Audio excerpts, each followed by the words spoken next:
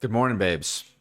Chapter 1164 is out, and there is tons of nuggets in this chapter for us to review, discuss, and go over. So let's go ahead and do that. We see that Rox was Dami reverse side, and this is the first time that we've seen anybody with any amount of resistance to it.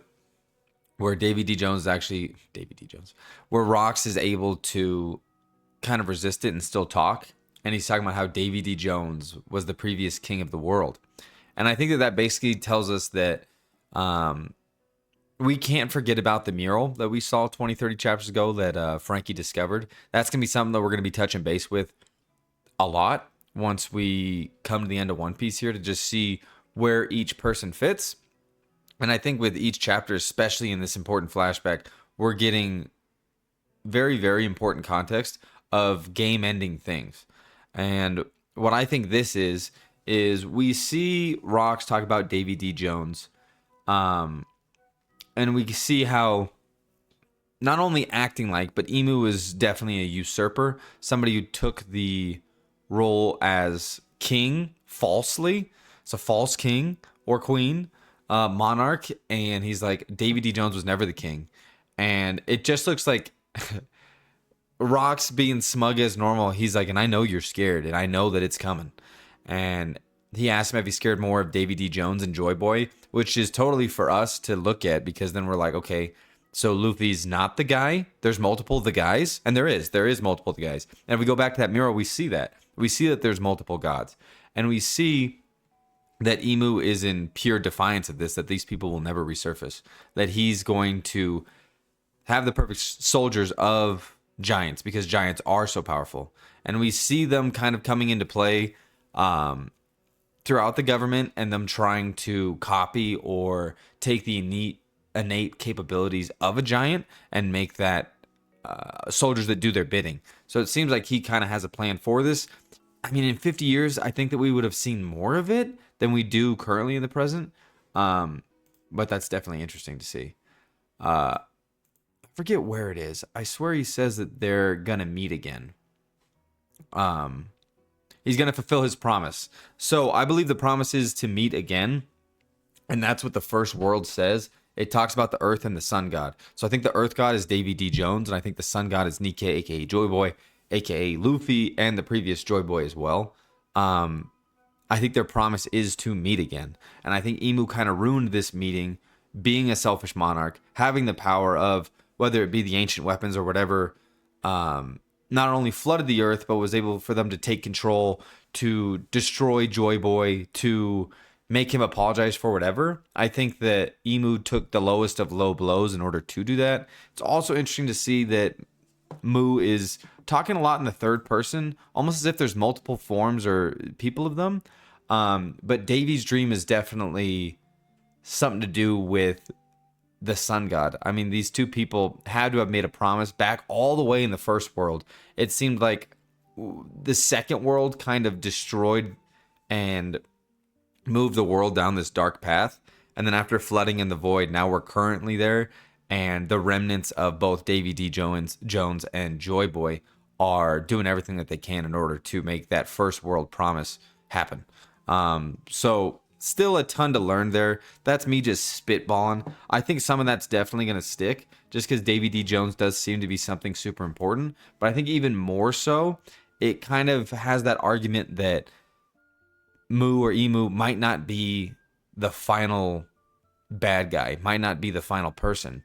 That there might be a connection between Luffy and Blackbeard that we don't even fully understand yet. Of course, I don't think that's really going to be a friendly thing, but whatever that may be is going to come to fruition after Emu's defeat, and then that promise will be kept.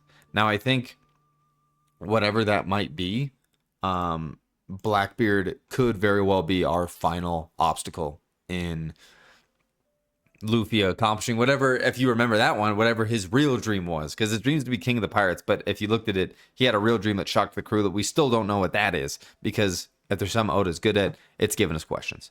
So then we see Rox kind of fully transform. He's like, I need you guys to get out of my face, because I need to go end the Davy clan. Whoops Kaido, whoops Big Mom, just as I theorized. I was like, they're just going to be made as fodder. That's just kind of how it is.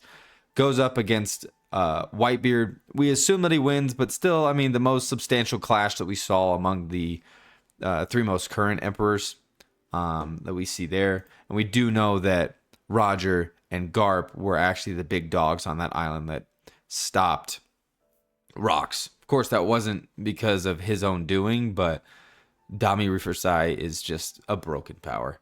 So everybody's running around, gathering their treasure. Last minute things. We see Dragon just in absolute shambles. We see Kuma's stock raise through the roof because of how many people that he saved. He's now saved the lineage of both Joy Boy and the Davy D Jones. Which is wild, which is insane. Because without him, this all ends. Without him, the mural's like done. Without him, Emu wins. And I feel like we can already say that just because those are the people that he's truly worried about. Everybody else that we assume that he had on those wanted posters, Emu, is an ancient weapon of some kind or can control Neptunians, whatever. But she runs for her life, Blackbeard's mother. And right when Rox goes to swing with no hesitation whatsoever, we see Kuma to the rescue. At first, I thought he popped out the cannonballs, but no, he pooped both the kids away. And actually, I'm just now realizing he had to poof himself away too. So he got rid of himself, but what the hell? What does that mean for Eva? I think that he must have thought then that that was going to kill him, so he had to get rid of it. But now I'm wondering how Eva's going to escape the island and what that has to do with Dragon, because it kind of has to. Their relationship has to blossom from here for them to have the trust that they do. Anyway, everybody else is kind of getting off the island. Everyone's kind of retreated at this point, except some remnants of pirates that Rox is kind of beating up. And then both Garp and Roger are like, okay, we've had enough. We're going to put a stop to you. I can't have you fucking up my crew. Like, I don't care who you are. I don't care how big you've gotten or these devil wings or devil flames that you have emanating from your body, but I've had enough. I love Rox, though. He's the man. We know his demise is coming, and this is it. Hopefully, it at least makes for cool combat, but at the end of the day, it's going to be sad.